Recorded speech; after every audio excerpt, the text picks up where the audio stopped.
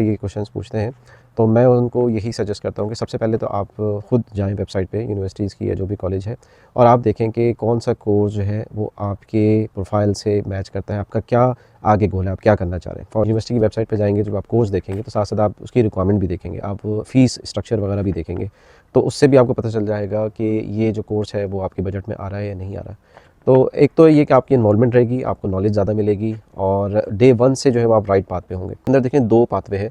अगर आप experience teacher हैं और टीच कर रहे हैं जहाँ भी पाकिस्तान में या इंडिया के अंदर, तो आप डायरेक्ट ऐसे क्वालिफाई नहीं होते हैं, आपको जो है वो यहाँ की रजिस्ट्रेशन लेनी पड़ेगी। अच्छा, रजिस्ट्रेशन लेने के लिए 2 तरीके हैं, या तो आप जो है वो वहीं बैठ के ही अप्लाई करें ऑनलाइन रजिस्ट्रेशन, या आप जो है वो यहाँ के पहले कोई कोर्स करें स्टडी के अलावा। एक आइल्स के बारे में काफ़ी क्वेश्चन होता है कि यूनिवर्सिटी की वेबसाइट पे लिखा है कि अगर आपकी जो मोड ऑफ इंग्लिश है वो एजुकेशन अगर इंग्लिश में है तो आपको आइल्स की ज़रूरत नहीं है। ठीक है, बिल्कुल सही है, आपको एडमिशन मिल जाएगा। सब हेलो गाइस, कैसे उम्मीद है आप लोग खैरियत से होंगे।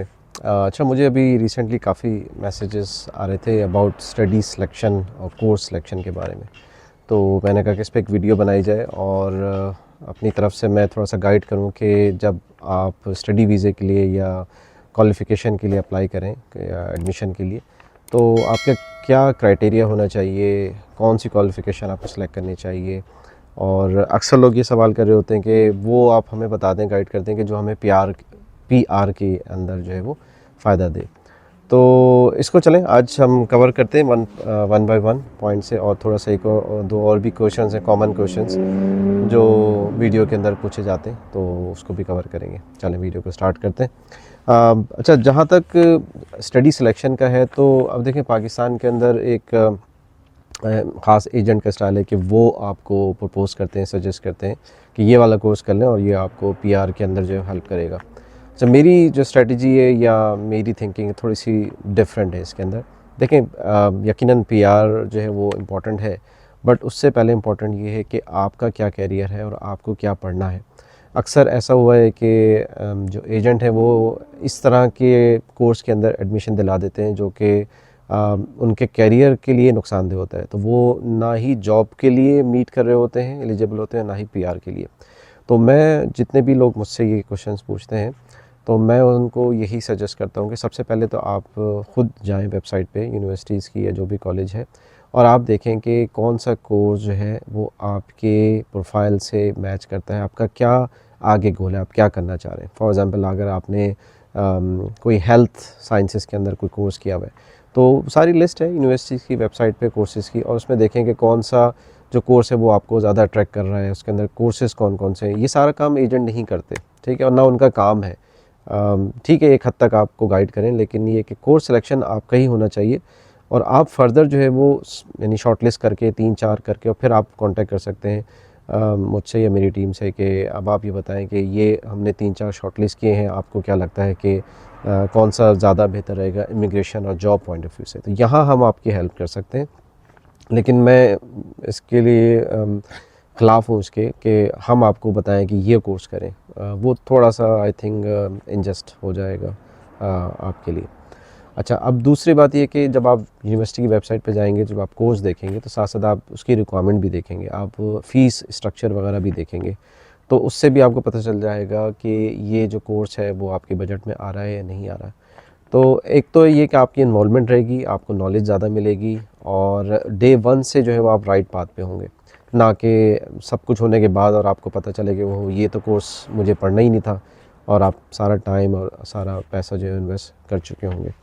अच्छा, और दूसरी बात है कि हमारे जितने भी अभी रिसेंट जितने भी सक्सेस स्टोरीज़ हैं, अभी जल्दी वेबसाइट हमारी लॉन्च हो जाएगी, तो उस पर हम सारे जो है वो शो करेंगे अपने टेस्टिमोनियल्स और वीडियोज़ वगैरह।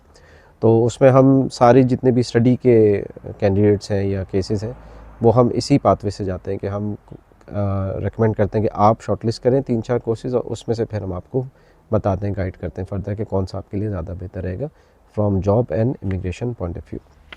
अच्छा, इसके अलावा एक आइल्स के बारे में काफ़ी क्वेश्चन होता है कि यूनिवर्सिटी की वेबसाइट पे लिखा है कि अगर आपकी जो मोड ऑफ इंग्लिश है वो एजुकेशन अगर इंग्लिश में है तो आपको आइल्स की ज़रूरत नहीं है। ठीक है, बिल्कुल सही है, आपको एडमिशन मिल जाएगा। सम केसेस के अंदर विदाउट आइल्स भी मिल जाता है कंडीशनल एडमिशन, कि आप जैसे आइल्स की स्कोर सबमिट कराएंगे तो फिर आपको एडमिशन ऑफ़र प्लेस मिल जाएगा।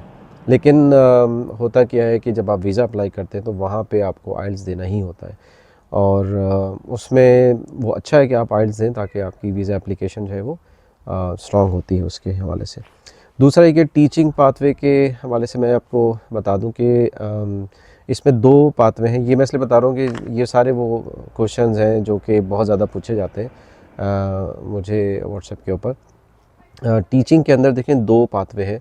अगर आप एक्सपीरियंस टीचर हैं और टीच कर रहे हैं जहाँ भी पाकिस्तान में या इंडिया के अंदर, तो आप डायरेक्ट ऐसे क्वालिफाई नहीं होते हैं, आपको जो है वो यहाँ की रजिस्ट्रेशन लेनी पड़ेगी। अच्छा, रजिस्ट्रेशन लेने के लिए 2 तरीके हैं, या तो आप जो है वो वहीं बैठ के ही अप्लाई करें ऑनलाइन रजिस्ट्रेशन, या आप जो है वो यहाँ के पहले कोई कोर्स करें स्टडी का, यानी कि पीजीडी इन एजुकेशन या मास्टर इन एजुकेशन, और उसके बाद फिर आप रजिस्ट्रेशन अप्लाई करें।